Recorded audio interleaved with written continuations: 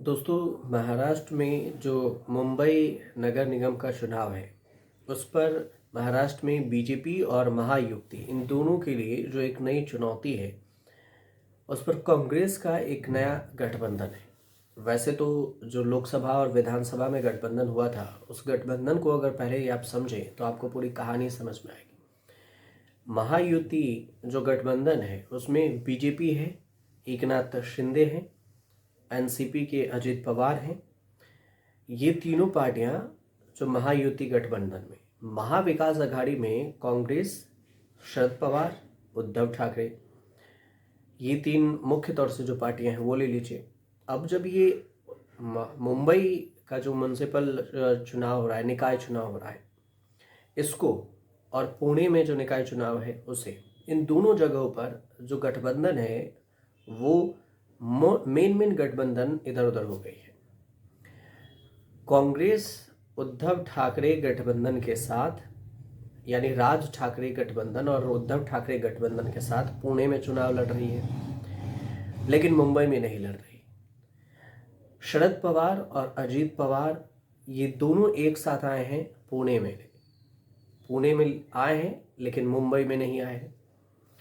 इसी तरह से देखा जाए तो बीएमसी, जैसे पुणे में पीएमसी है, मुंबई में बीएमसी है, इसको लेकर जो गठबंधन हुआ है, ये गठबंधन हुआ है कांग्रेस और संविधान निर्माता जो बी.आर. अंबेडकर के पोते हैं, प्रकाश अंबेडकर की पार्टी है, वंचित बहुजन आघाड़ी, जिसे वीबीए।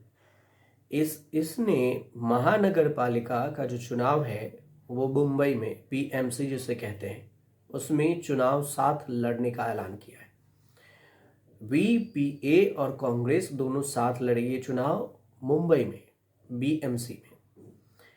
अब समझौता ये हुआ है कि वीबीए 227 सीटों में से 62 सीट पर चुनाव लड़ेगी, बाकी के सीटों पर कांग्रेस चुनाव लड़ेगी। कहा यह जा रहा है कि कांग्रेस 150 से अधिक सीटों पर चुनाव लड़ेगी, जबकि कुछ सीटें राष्ट्रीय समाज पक्ष और आरपीआई कवई को दी गई है। ये भी एक पार्टी है।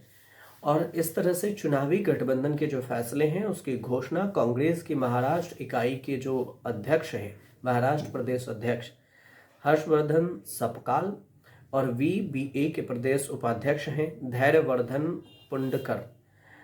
अब इन दोनों के बीच में आधिकारिक बातचीत हुई। सपकाल का कहना है कि राज्य में 28 नगर पालिका के लिए गठबंधन पर निर्णय स्थानीय स्तर पर लिया जाएगा।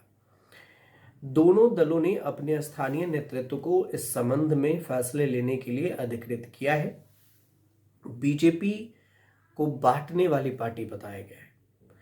सपकाल कांग्रेस के प्रदेश अध्यक्ष का कहना है कि कांग्रेस और वीबीए का गठबंधन केवल चुनावी रणनीति या चुनावी गणित पर आधारित नहीं है, बल्कि दोनों के बीच में जो विचारधारा है उस पर आधारित एक स्वाभाविक गठबंधन है।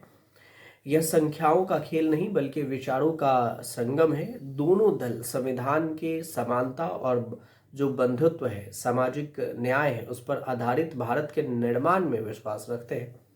मतलब संविधान को बचाने की मुहिम कांग्रेस कर रही है और संविधान निर्माता के जो पोते हैं उनकी पार्टी है वीबीए, तो उसके साथ गठबंधन कर रहे हैं। तो वीबीए के नेता हैं पुंडरकर का कहना है कि यह गठबंधन बीजेपी की जो विभाजनकारी राजनीति है उसको रोकने के लिए किया गया है। महाराष्ट्र की 29 महानगर पालिकाओं के लिए 15 जनवरी 2026 को वोटिंग है, जबकि जिला परिषद चुनाव की औपचारिक घोषणा अब तक नहीं हुई है। परिणाम होगा 16 जनवरी 2026 को आएगा। कुछ जिलों में नगर परिषद और नगर पंचायत चुनाव की दोनों पार्टियों ने एक साथ चुनाव लड़ा है महाराष्ट्र में, और कांग्रेस को उम्मीद है कि वीबीए के साथ गठबंधन करने से फायदा होगा और दलित वोट बैंक को मजबूत कर पाएंगे। वीबीए के जो जमीनी कार्यकर्ता हैं वो भी कांग्रेस के लिए मददगार साबित हो सकते हैं। दूसरी ओर वीबीए शहरी और स्थानीय निकायों के लिए अपने पंख फैलाने की भी कोशिश कर रही है। तो इस तरह से देखा जाए तो महाराष्ट्र में इसका फायदा हो सकता है, लेकिन कितना होगा? तो महाराष्ट्र में सत्ताधारी जो महायुति है उसके लिए बीएमसी का चुनाव कितना आसान है और कितना मुश्किल है, क्योंकि सामने मुख्य रूप से तो बीजेपी और एकनाथ शिंदे ये सामने से चुनाव लड़ रही है। तीसरे मोर्चे पर इधर अजीत पवार की पार्टी है, तो जो चाचा भतीजे हैं वो दोनों। तो इसमें सबसे बड़ी जो सत्ताधारी में देखें तो महाविकास अघाड़ी और महायुति दोनों में सीट बंटवारे को लेकर कई सारी मुश्किलें हैं जो अभी सामने आ रही है। कॉमन बात यह है कि दोनों ही पक्ष अब तक सीट बंटवारे से जूझ रहे हैं। दोनों के बीच में कितनी सीटों पर होगी लड़ाई ये नहीं पता।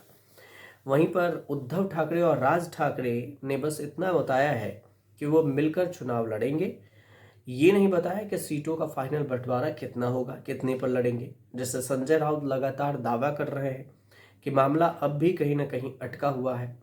इस वजह से अगर देखा जाए तो महायुति की जो स्थिति है बहुत ज़्यादा अलग नहीं है, क्योंकि थोड़ी सी बेहतर जरूर लगती है लेकिन अलग नहीं है। लेकिन आखिरी अपडेट यह है कि बीएमसी की 227 सीटों में से 200 सीटों पर गठबंधन सहयोगी में सहमति बन चुकी है।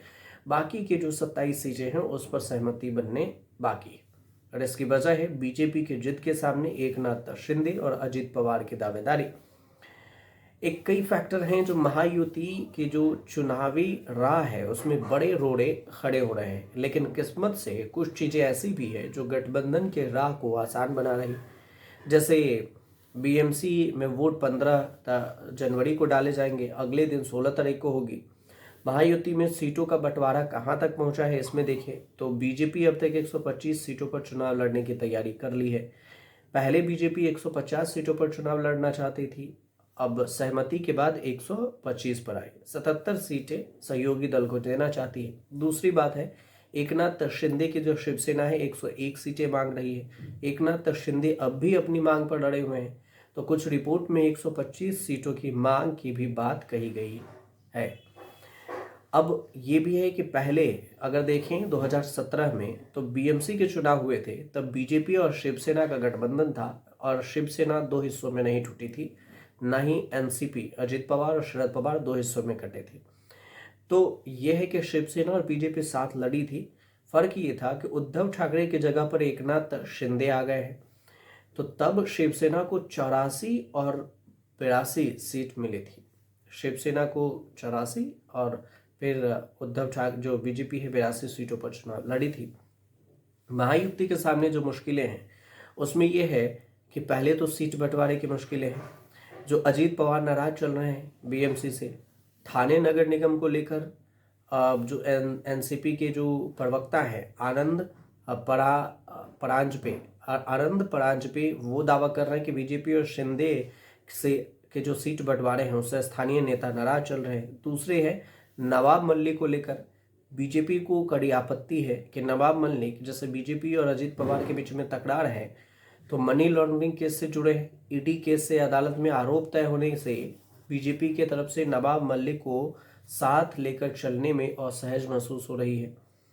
यही ठाकरे ब्रदर्स हैं, जो उद्धव ठाकरे और राज ठाकरे ये दोनों साथ आ गए हैं, तो दोनों के साथ आने से मराठी मानुष का भी मुद्दा उठेगा। लेकिन देवेंद्र फडणवीस ये कह रहे हैं कि रूस और यूक्रेन एक हो गए हों या फिर पुतिन और जेलेंस्की बात कर रहे हो, ये वैसे ही है जैसे राज ठाकरे और उद्धव ठाकरे साथ आए। उद्धव ठाकरे मुस्लिम वोटर का समर्थन हासिल करने पर फोकस कर रहे हैं, तो असल में 2024 के लोकसभा चुनाव में उनकी पार्टी को गोवंडी, मानखुर्द, बायकुला और माहिम जैसे मुस्लिम बहुल जो सीट है वहाँ पर अच्छी खासी बढ़त मिली थी। तो इस तरह से देखें तो राज ठाकरे मुस्लिम बहुल इलाके को कैप्चर करने में लगे हैं कि उसकी तरफ से वोट आ जाए, और राज ठाकरे हिंदू बहुल और मराठी मानुस। अगर इन दोनों का कॉम्बिनेशन सही बना तो थोड़ा मुश्किल हो सकता है, लेकिन अभी फिलहाल ऐसा दिख नहीं रहा। अगर इस पर कुछ अपडेट आएगा तो हम आपको ज़रूर बताएंगे। फिलहाल ये जो गठबंधन की कहानी थी उसकी कहानी हमने आप तक पहुँचाई है। आपको सही लगे तो हमारे चैनल से जुड़िए और बताइए ज़रूर कि कैसा है आपको रिपोर्ट लग रही है।